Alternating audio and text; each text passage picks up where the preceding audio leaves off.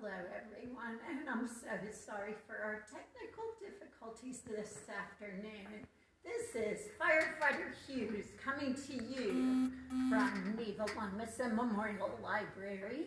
We were going to be watching a little bit of a video about fire safety today, but hopefully I can help you with getting the high points of that information. The first thing that we need to know about would be our smoke alarms, smoke detectors in the house. And one of the things that you need to be reminded of is checking your batteries every single year. Some people do that smoke detector battery check on their birthday. Some people do it when their clocks move forward and backward as the time changes in spring and fall.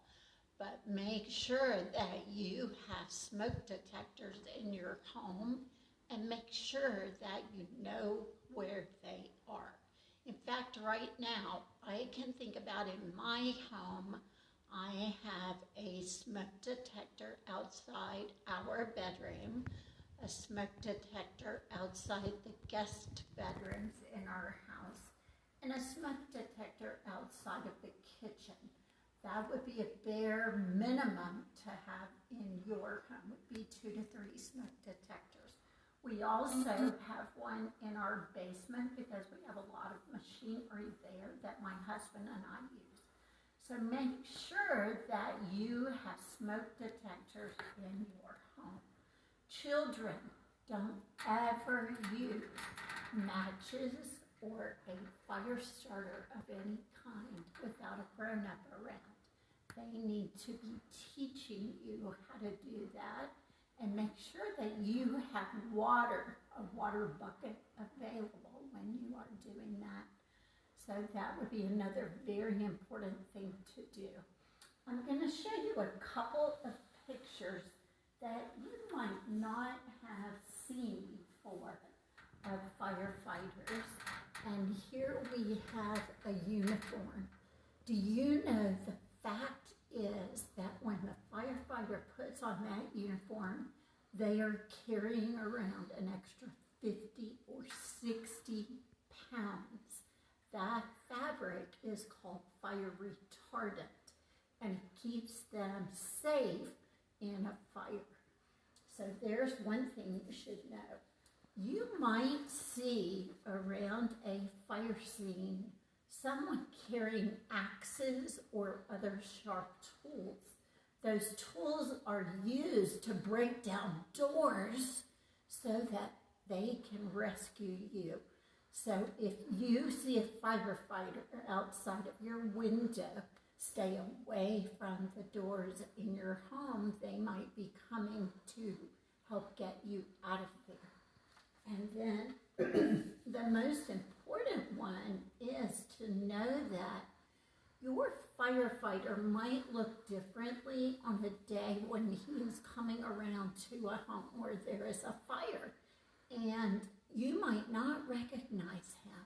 But I know some of you know Darth Vader, and you know what that mask looks like, and his voice and his mask might be similar at this point.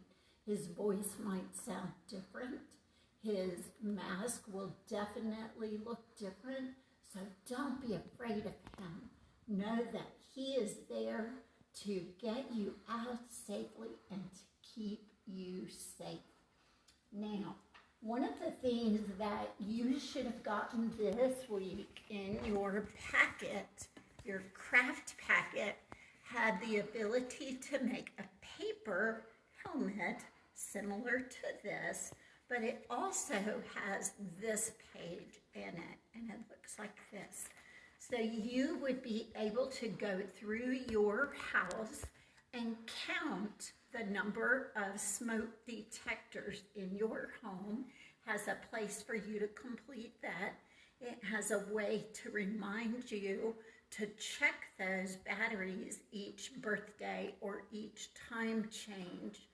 And it needs to take a family conversation mom, dad, or grandparents, aunts, uncles, your adults in your home. You need to all get together and come up with a plan to keep everyone safe in your home. So sit down and talk with those people in your house. And you might come up with a map that looks something like this. Now, Miss Mandy's going to help me here as I walk over, and I'm going to show you a little bit about what it looks like in my house. And I'm going to take my helmet off right now so it doesn't fall. And when I come into my front door of my house, here is a hallway. There's a door right over here to our office space, and it kind of connects to the bedroom door right here. So I'm going to do this on my map, and it looks like the doorway to my bedroom, and the doorway to the office is right next to it. Now, my smoke alarm I was telling you about is on the wall right here, so we know that that's when we want to check each time. That is our designated time of the month and time of the year to check the batteries there. And one thing that I like about this area is in my doorway here to our bedroom, there's a window here that I could come out of if I needed to. There is a window here that I could come out of if I needed to. There's a window back here and a window back here. So if something were to happen and there were smoke and that firefighter were coming toward my doors here, I would be able to get out of my house safely from some other window spaces. Now, one of the important things that a firefighter brings with him, along with an axe, is his ladders, of course. And for the windows back here at the back of my house, they would have to help my husband and I out down a ladder. And boy, would that be exciting. Not my favorite thing to do. But that's going to be something, just a little start for you to take a look at as to how you and your family would make a map for you to get out of your house safely. Now, one other thing I'm going to remind you about, let's see if I can get that to stay there, is that if you are in your room, and you know, I said something about your doorway and getting away from your doorways, especially if that door feels warm. Now, you might go up to your door and touch it, and it feels warm, and you know you want to back away from that doorway.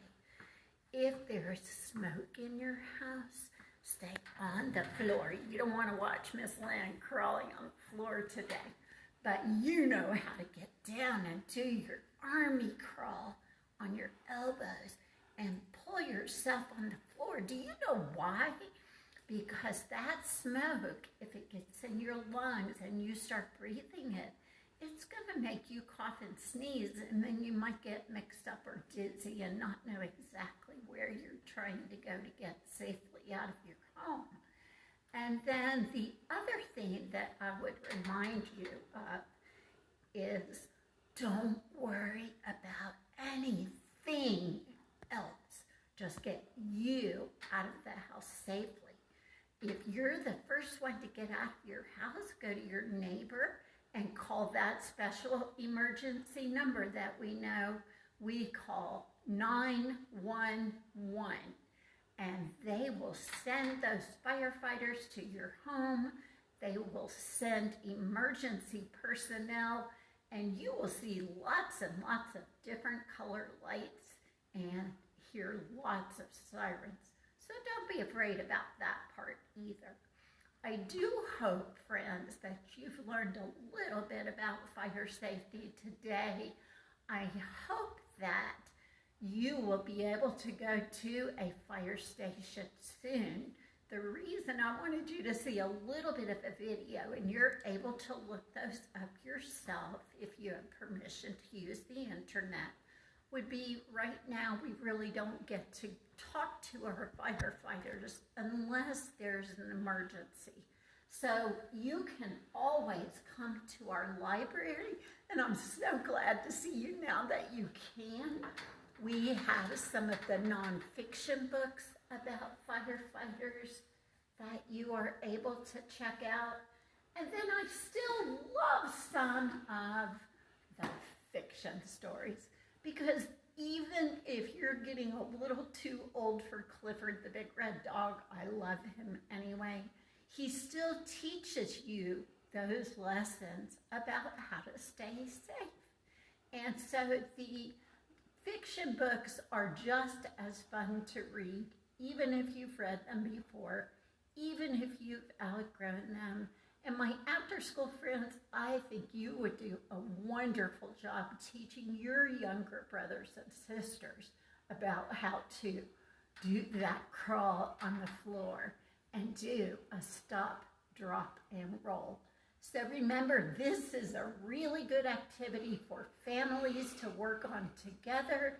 You can still come to the library for the rest of this week and get the plan that you might be able to fill out together with your family, and get mom and dad to help you check the batteries in your smoke alarm.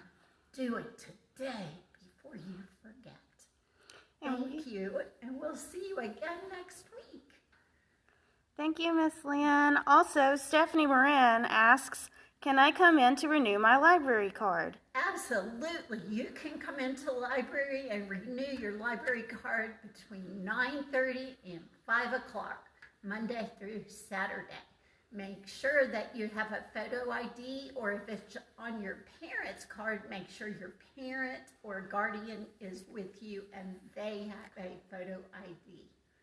So we hope to see you here soon. Bye. Bye.